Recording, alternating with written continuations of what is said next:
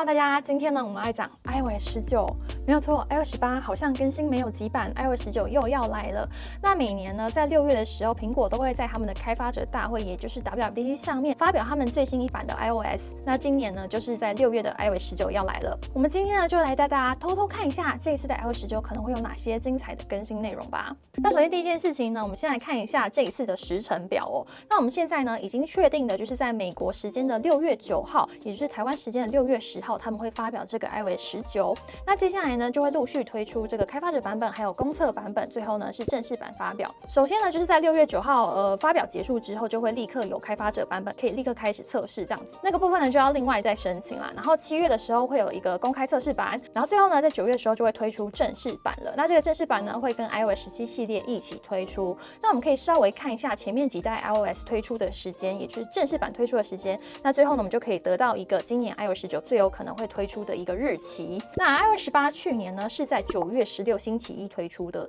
然后 iOS 17呢是在前年的9月18星期一，也是星期一哦。然后呢 iOS 16是在9月16星期五，所以呢我们大概可以知道说今年大概也会在10几号那一周。然后我看了一下这个行事历呢，有可能会在台湾时间9月16推出这个正式版，是不是已经非常期待了呢？虽然说前几天这个发表这个川普的关税的新闻，很多人都说他们已经陆续更新了他们的 iPhone， 就说希望可以先换到 iPhone 16，避免这个涨价的问题。所以不知道大家现在会不会很担心涨价很夸张呢？我自己也是抓得蛋啊，因为我们的频道一定会开箱 iPhone 嘛，所以涨价我自己也要吞下去。好，那接下来呢就要进到今天的大重点，就是 iOS 19到底会有哪些改革跟新功能呢？第一件事情呢，就是界面要更新了。我们熟知的这个桌面啊，然后锁定画面什么的，这次叫大改款，而且据说呢，有可能会是 iOS 7以来最大的这个界面改革哦。那这次的大改版其实是受到 Vision Pro 的启发啦。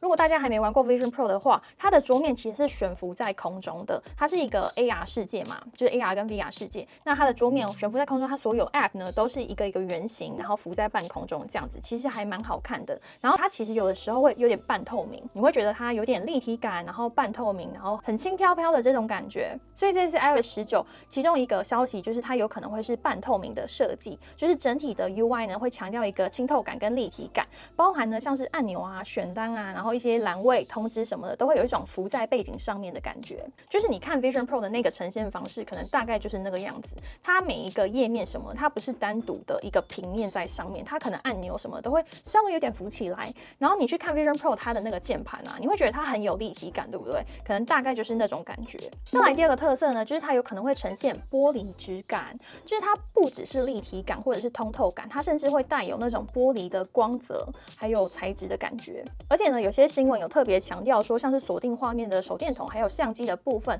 它是会跟着你的手机角度不一样，它可能会呈现不一样的光泽或是闪烁的那种动画，让它很像真的玻璃的那种感觉。讲到这边，其实就会觉得应该会还蛮高级的，因为 Vision Pro 上面呈现的感觉是真的让人会觉得很有质感，就它不是单纯的立体感，它是很有质感，然后很有高级感，很有品味的那种感觉。接下来第三个特色呢，就是它有悬浮层级，就是一样呢 Vision Pro 它里面有这种分层的概念哦，就是它每一个网页它其实是可以叠加，那你叠加的时候呢，它不是单纯的叠在上面，因为像我们的电脑上面呢，你每一个网页叠在上面，可能你会觉得有一种平面感，对不对？但是其实在 Vision Pro 上面，它是有一种有远近差别的。那他们可能会把这件事情一样放到 iOS 上面，就是你的视窗啊、按钮啊、栏位，它是有点浮在上面的感觉。那它可能会是模拟这件事情，因为你在手机上面不太可能真正的3D 立体嘛，它可能就是用一些特效啊、动画什么的去模拟这种感觉。再来下一个呢，很重要的就是除了整体界面换新之外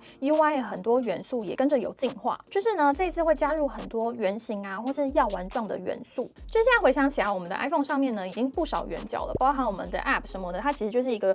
圆润的边角嘛。但是这一次呢，据说会再更圆哦，而且有说法是它可能会变成圆形。那会设计的更圆的，包含有哪些元素呢？包含了像是平常的那种 Safari 的栏位啊，然后按钮啊、控制中心、触控选单、键盘或者是是设定里面的东西，里面全部都会变得更圆，然后更柔和。更白话文的话，可能就是更可爱吧。然后呢，还有就是部分的栏位它会变成药丸状的，就是有点像我们现在的动态岛，不是就是药丸状嘛？那其中就是包含像是 App Store 啊、讯息啊，或是音乐里面的一些选项、选单什么，它就会变成一个药丸形状。还有像是搜寻功能的部分，它之后可能会整合到页面底端，那它会是一个隐藏的一个滑动的页面，你可以从下面滑出来的那种感觉。那除了一般的按钮还有栏位之外呢，包含了锁定画面还有控制中心都会变得更圆，然后更浮、更有玻璃感。不过呢，具有争议性的一点呢，就是桌面的 App 到底会不会变成圆形？就是因为现在有一些消息的说法是可能会变成圆形，但是有一部分的说法是不太可能这样子弄。那我个人是倾向不会啦，就是因为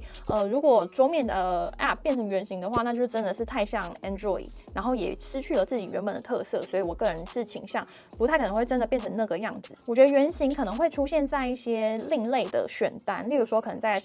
设定啊，或者是在特定的一些程式下面，如果要出现 App 的话，可能会弄成圆形的样子。但是我觉得在桌面上不太可能会弄成圆形。当然，我也有可能是错的，好不好？所以不知道大家对于这一次的有可能的设计改革有什么样的想法呢？其实这样子讲下来，我自己突然变得就是非常的期待，因为我个人非常喜欢 Vision Pro 它的界面，我觉得很轻盈，然后让人用起来非常的舒服。如果把那种感觉带到 iPhone 上面的话，我觉得会是一种非常新鲜的感觉啦，而且是加分的。那再来下一个部分呢，就要来讲 Apple Intelligence， 也就是 AI 的部分哦。那这次 iOS 19呢，比较倾向会是扩展原有的功能，而不是有一个全新的革命的感觉。例如说，我们原本不是就有 AI 摘要的功能嘛，就是在网页版的部分啊，又忘记我们的繁体中文用户现在还没有 AI 可以使用。不过呢，就是现在在英文版跟简体中文都可以用了。你在开 Safari 浏览网页的时候，例如说你在看新闻，它其实有一个摘要的功能哦。那这个摘要呢，接下来可能会下放到更多的App 上面，例如说你的 Notes、你的备忘录、你的 Safari，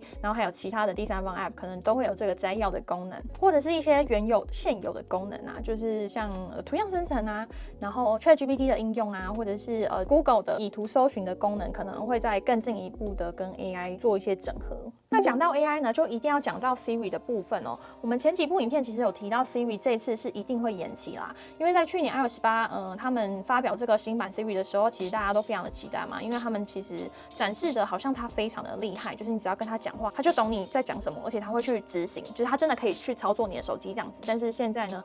就是要往后延了。那最快可能是明年会用得到，但是慢的话，可能就后年或者是大后年，不确定。那它里面主要的功能其实就很像现在的 ChatGPT， 只是它是可以操作你手机的 ChatGPT， 是不是听起来超级令人期待的？那主要就是可以聊天啊，然后它可以看到你在滑什么东西，而且它可以深入到你的 App 里面，例如说你的讯息、你的 email， 然后最好是可以有 Line 啦。这再好不过了。那它除了可以看到之外，它还可以去传讯息跟操作，就是跨 App 的部分。那现在听起来就已经那么复杂了。其实当初他们在发表的时候，可能就没有想到说它背后到底要开发多久，连他们自己都不知道啦。那目前我们可以稍微估算一下什么时候可能会最有可能用到。那传闻的时间呢，可能是 iOS 19.3 或者 19.4 可以用到，大约是明年的春季哦。那完整版本可能会等到 iOS 20，也就是这个部分呢，目前是不用太期待啦，因为有得等。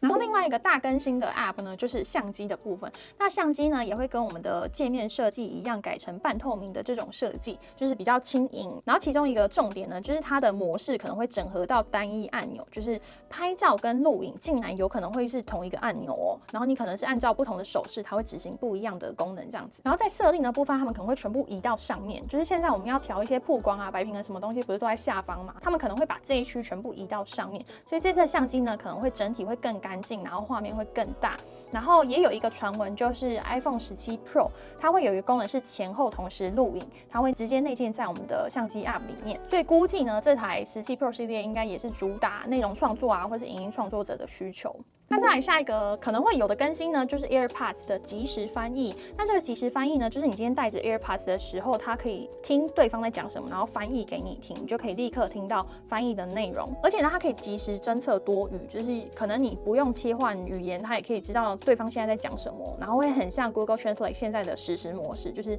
立刻他听到就知道说这是什么语言，他就可以立刻翻译。不过呢，这个功能也是没有办法脱离手机啦，因为它全部都还是要靠手机去处理，而且出来的时间目前前也还不确定，就是可能会在 iOS 19的后续版本，可能19.3啊、19.4才会推出。再来下一个，这次可能会更新的是健康 App。这次健康 App 呢，可能会加入更新的 AI 功能，那可能会有一个 AI 健康教练的一个角色哦，就是可能会根据你的睡眠啊、你的饮食，然后你的运动，来给你一些健康上面的建议。而且它会内建一个食物记录的系统，它就是你今天吃了什么东西，你就直接记录进去，它可能会帮你算卡路里，然后跟你的健康一起来一个综合评估。总之就有点像是你的专属教练。这个功能呢，一旦没有设计好，就会非常的难用。因为我知道很多那种计算卡路里的 App， 你就是要自己去输入嘛，然后有的时候里面没有你要的项目，你变成你还要自己去查它的卡路里到底是多少，然后用就会直接不用了这样。所以希望呢，在 iPhone 上面的这个内建新功能，如果好用的话，配合起来会真的超方便。那以上呢，就是目前我们知道 iOS 19有可能会进行更新的几个大方向哦。大家不知道